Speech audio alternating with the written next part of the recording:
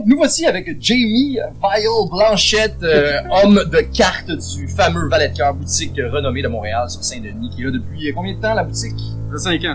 D'ici 5 ans, vraiment, si vous voulez une place à discuter Destiny, vous êtes nouveau, vous voulez des trucs, moi je me rappelle le premier tournoi que j'ai fait quand je venais d'acheter ma première boîte, c'était ici, j'avais monté un deck Chewbacca, Han Solo, j'avais joué ici.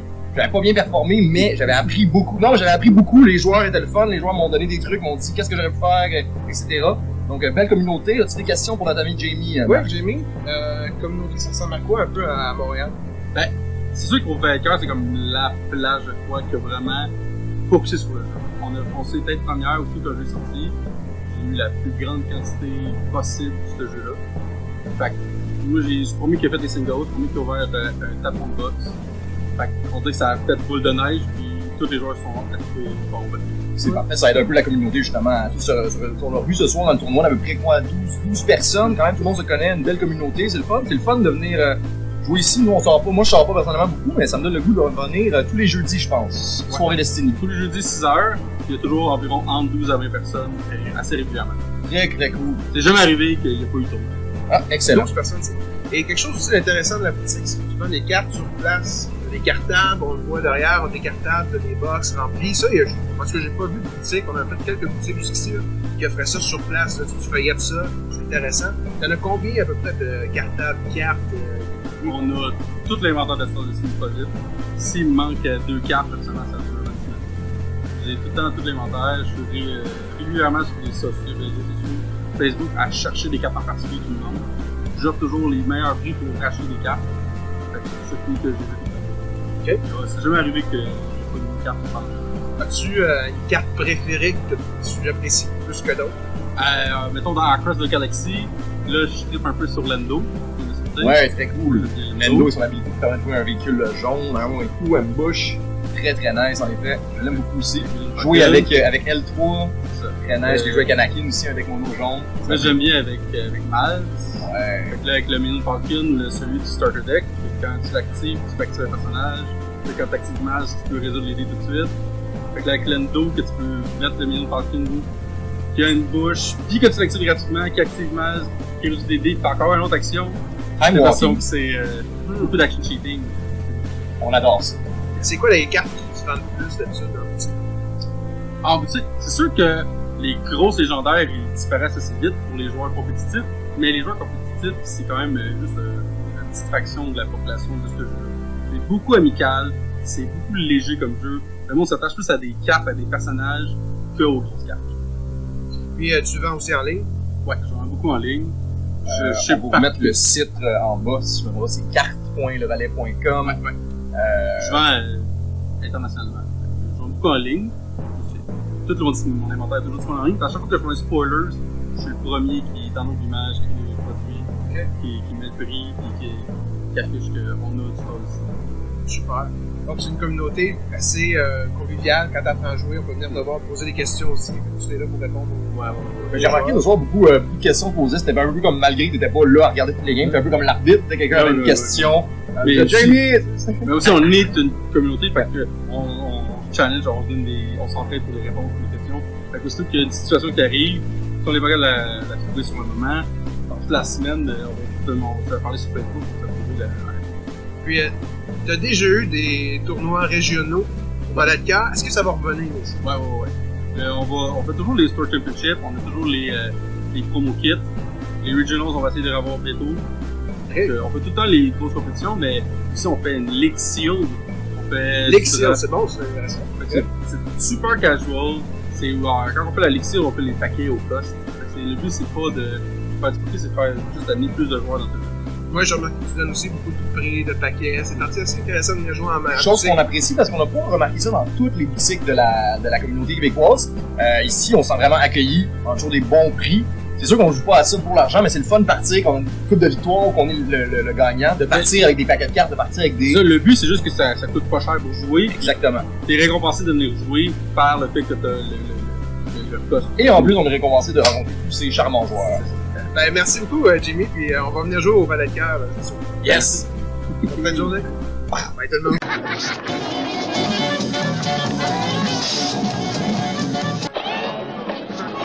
Et là-bas. sert pas ces créatures-là chez nous. Quoi? Vos droïdes, qui vous attendent dehors, ils sont pas admissibles. SPO, attends-moi près du speeder, évitons les embêtements. Je suis on ne peut plus d'accord avec monsieur. Salut Jean Laurier! Salut, comment ça va, Marc? Ça va très bien, toi-même? Ça va bien, mon cher. On est de retour pour la finale de notre table, de notre tournoi draft au Valet de Cœur. Oui, ça a pris un peu de temps pour enregistrer la dernière partie. C'est assez long à faire le montage.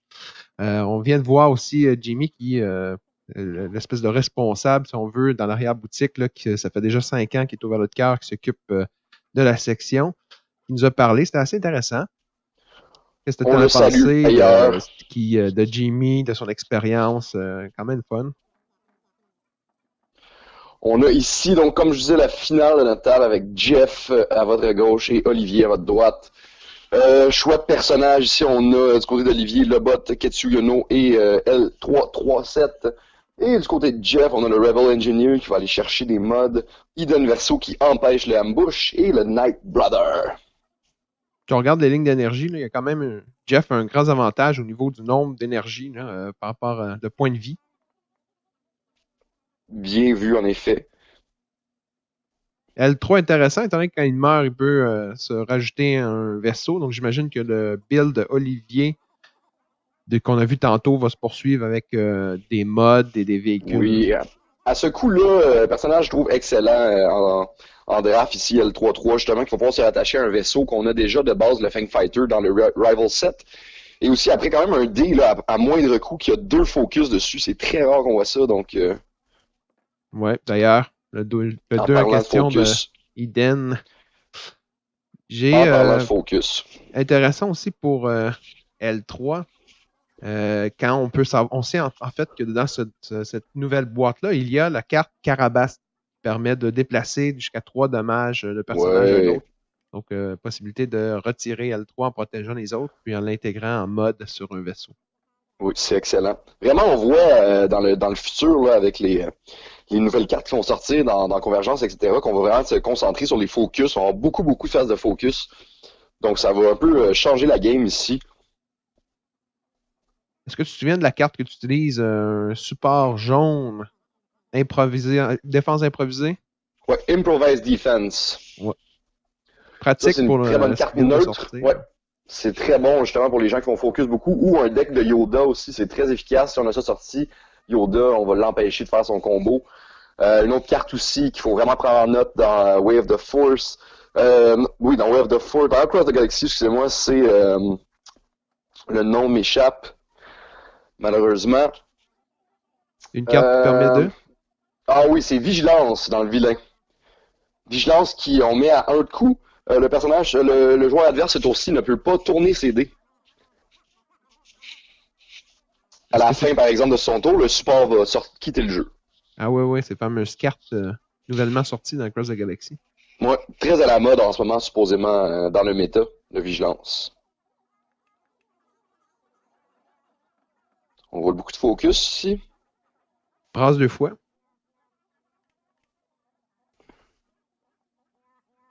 Trois fois. 10 cartes seulement au complet. On va aller chercher son 2 finalement. Ah, parce qu'Olivier avait déjà pris le champ de bataille. Beaucoup de ressources du côté d'Olivier ici. Il va sûrement pouvoir jouer un véhicule s'il arrive à le piger. Le Fang Fighter est toujours très populaire en draft. C'est un des. C'est oui. une arme, en fait. Au niveau du dé, là, c'est.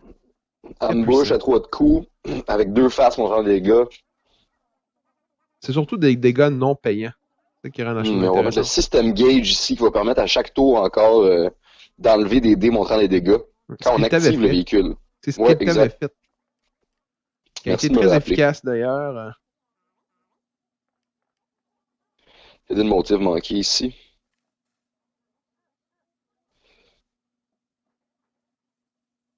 Pas grand chose du côté d'Olivier ici, là.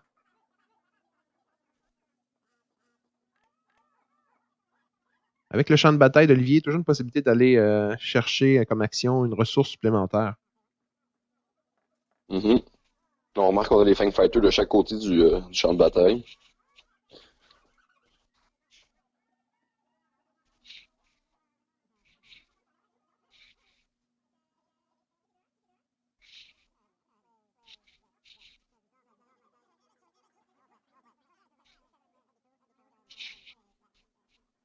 aussi, c'est une très belle carte pour retirer des dés, là. Odd, là, Against the Odd. Ouais, celle qui revient au-dessous de la librairie, si je me trompe pas. Ouais, donc c'est un anti-1000, efficace, étant donné que la plupart des dés ont des valeurs impaires. Là.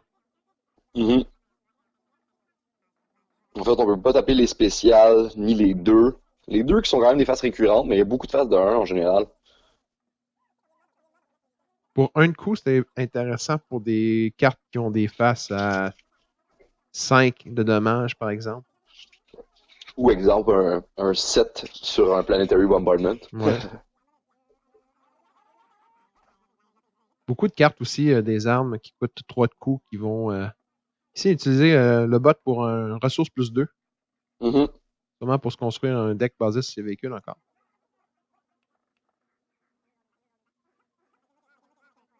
Focus. J'ai remarqué que les deux joueurs ici en finale ont beaucoup de focus sur leur dé là, tout au long de la partie. On va le voir, là, ça stabilise le jeu, étant donné qu'en draft, on n'a pas toujours les meilleures cartes, du moins pas toujours les meilleurs dés. On permet au moins de mettre on met utiliser ici la le meilleure. Triple Laser Turret sur le Fang Fighter. La carte va empêcher l'adversaire d'enlever le dé du Fang Fighter. Oui, c'est vrai. Puis en plus, il y a un, si je me souviens bien, un plus 2 ou un plus 3 bleu. Là, il rajoute ici en plus le Dorsal Turret qui roule quand il le met en jeu. Donc, il est rendu à 3 upgrades sur son Fang Fighter. On a eu des clarifications là-dessus récemment de FFG. On n'a pas le droit d'avoir plus de 3 modes sur un véhicule. C'est comme un personnage, dans le fond. Une chance, parce que si c'était pas spécifié, les véhicules allaient devenir plus puissants au niveau des dés que des personnages, que je trouvais un peu désolant. C'est plus un jeu de personnages qu'un jeu de véhicule, hein, du moins. Ouais, je suis d'accord. J'avais vu des joueurs jouer et se plaindre, j'avais trouvé ça drôle. Ils disaient si j'ai envie de jouer avec les vaisseaux, je vais aller jouer avec Swing. Exactement. Donc si on joue un jeu de cartes ici avec des dés, c'est pas un jeu de véhicule, de placement de véhicule, donc. Mais récemment, avec les quelques errata qu'on a vécu, on va en parler prochainement, sûrement dans notre prochain épisode. On a vu quand même un rétablissement un peu de. On a empêché au moins quelques trucs de vraiment briser le jeu, comme on l'appelle des fois. Là. Oui. Ici, on a déjà 7 de dommages sur le Rebel Engineer. Donc, il est à 1 de mourir. Plutôt bien du côté d'Olivier là, qui contrôle le jeu. 5 de dommages par contre du côté de Katsu. Oui, mais c'est pas. Katsu est seulement un dé dans toute l'équation du truc en ce moment, tandis que. Dans le cas de Jeff, s'il perd son engineer, il a moins de chances d'aller chercher ses modifications à mettre sur le Fang Fighter. Katsu, c'est souvent le personnage à abattre dans le draft, là, parce que comme tu le mentionnais, c'est un des meilleurs dés d'attaque, et le personnage est plutôt faible, donc on s'en débarrasse le plus vite possible. Et en plus, c'est que si on tue l'autre personnage auparavant, les armes vont se redéployer sur elle, vu son habilité. Ouais. Donc oui, c'est souvent une cible. Un Actividen ici. Un personnage que je pense que tu apprécies beaucoup, si je me trompe pas. Il me semble que tu as fait quelques decks avec.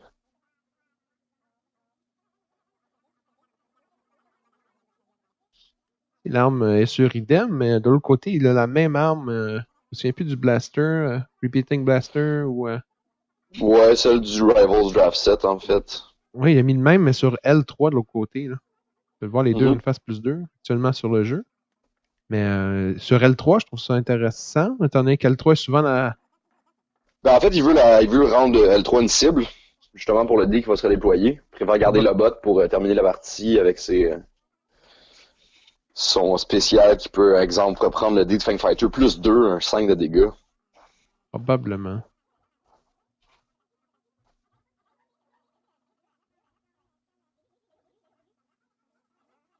Beaucoup de ressources du côté d'Olivier. Tout le long de la partie, en fait. Tout le long de la partie, Olivier a eu beaucoup de ressources.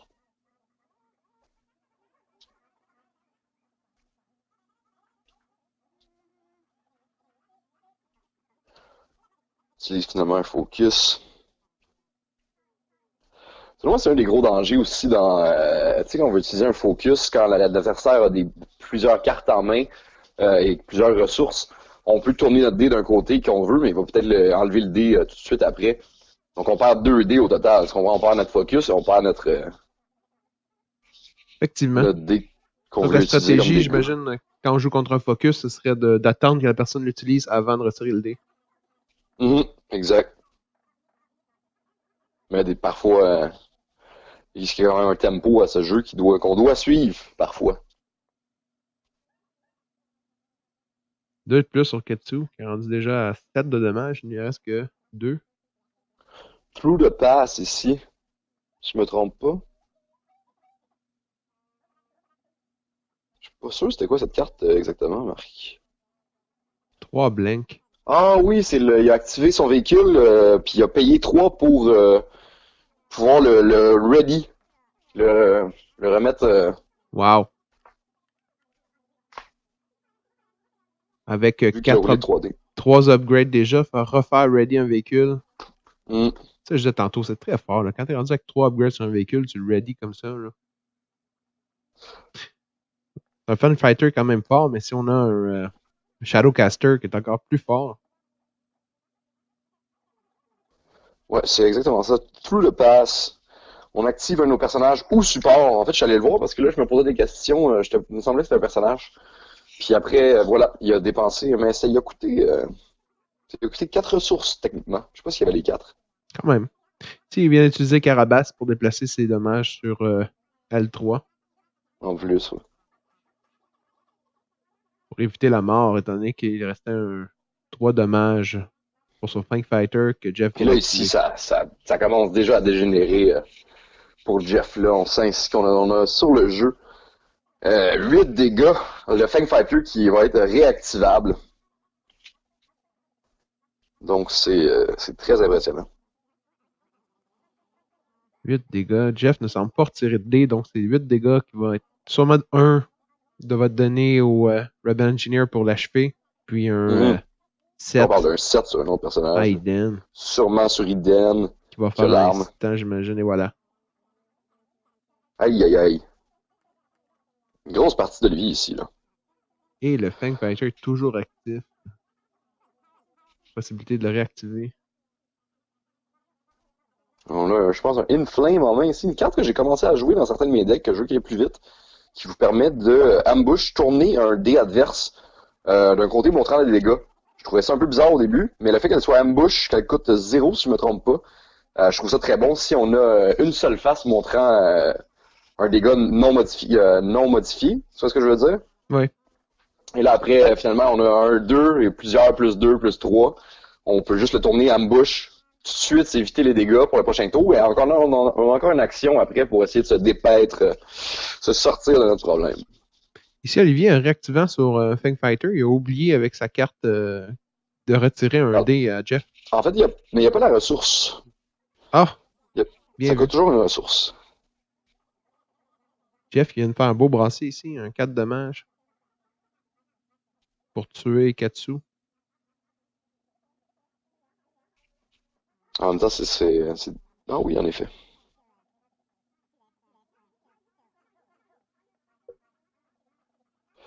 On se débarrasse de Getsu ici. On va faire un 2 discard. Le Intensive Fire, une carte que j'aime bien ici dans les decks qui ont beaucoup de cartes rouges. Qui permet de résoudre des dés de dégâts plus 2 pour 1. Il aurait fait mal. Il vient de tuer L3. Donc Jeff est quand même... Tu s'est débarrassé de 2 personnages ce tour-ci avec le Brother, Night Brother qui est encore intact à 11. Il reste là, si je me trompe pas, il y a un upgrade de trop sur le Fang Fighter.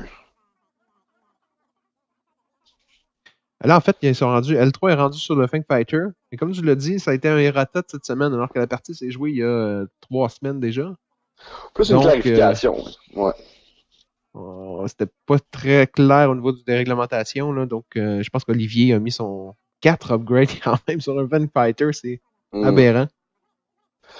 Ici, je joue un Senate Chamber, une carte que j'apprécie maintenant énormément, qui a des belles phases de focus pour 2, mais qui permet aussi automatiquement, en enlevant n'importe quel dé du Power Action, de tourner un dé de la face qu'on le veut. Donc, même pas besoin de taper des focus, on peut toujours avoir la face qu'on recherche. Très bonne carte. Oui, très efficace. Pour 2, si je ne m'abuse. Oui. Ça fait passer un peu C'est 3 PO. Exact, mais avec des grosses phases de focus. Ici, on parle deux focus une ou deux fois, si je me trompe pas. Ouais, 2 phases de 2 focus, je me souviens bien. Puis des phases aussi de ressources, donc il peut même se repayer éventuellement. 2 phases de 2 focus, 2 phases de ressources, une phase de discard. Donc, le Senate Chamber et son power action, vraiment, enlever un de vos dés pour tourner un dé de n'importe quel côté. Et c'est même pas nécessairement un de vos dés. Là, je le jouais juste avec les miens, ça peut être un dé adverse aussi. Le Senate Chamber? Ouais. Ah ouais. Je viens de m'en rendre compte à l'instant. M'étonne. On a joué ici le Compass, le Brilliant Star Compass, qui semble avoir été assez utile en draft.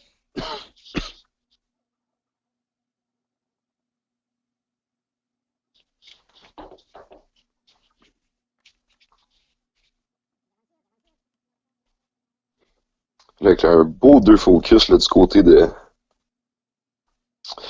d'Olivier, qui va aller encore taper des gros dégâts. Là. On parle encore de 7 dégâts. C'est rare qu'on voit ça 7 dégâts dans une partie par tour en draft. Je pense qu'il y a une très belle construction de deck du côté d'Olivier. Sûrement un peu de chance parce que ça reste un draft, mais il me semble avoir bien calculé ses affaires. Ici, pour le Senate Chamber, là, j'ai la Power Action devant moi. C'est Remove one of your dice. Oui, c'est ça que j'ai dit. Pour tourner un dé de n'importe quel côté. Oui, mais ça doit être un des tiens, mais effectivement, ça peut être pas nécessairement celui du Sénat, tout à fait. Non, je dis que tu peux tourner un dé adverse avec ça. Ah oui, mais pas le retirer. Non, c'est exactement ça. 4 de dommages. Iden commence à être amoché. Là. Il ne reste qu'un point de vie. Mm-hmm.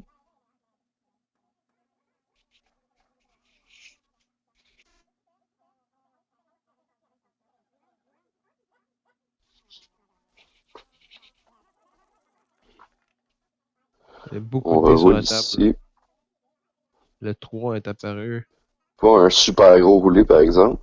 Non, mais la quantité de dés, puis le peu de résistance que le bot a, malgré son bouclier. Là. Déjà rendu à 4 de dommages.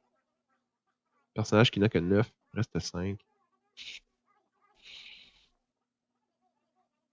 Ah, j'aurais cru qu'il aurait rebrassé.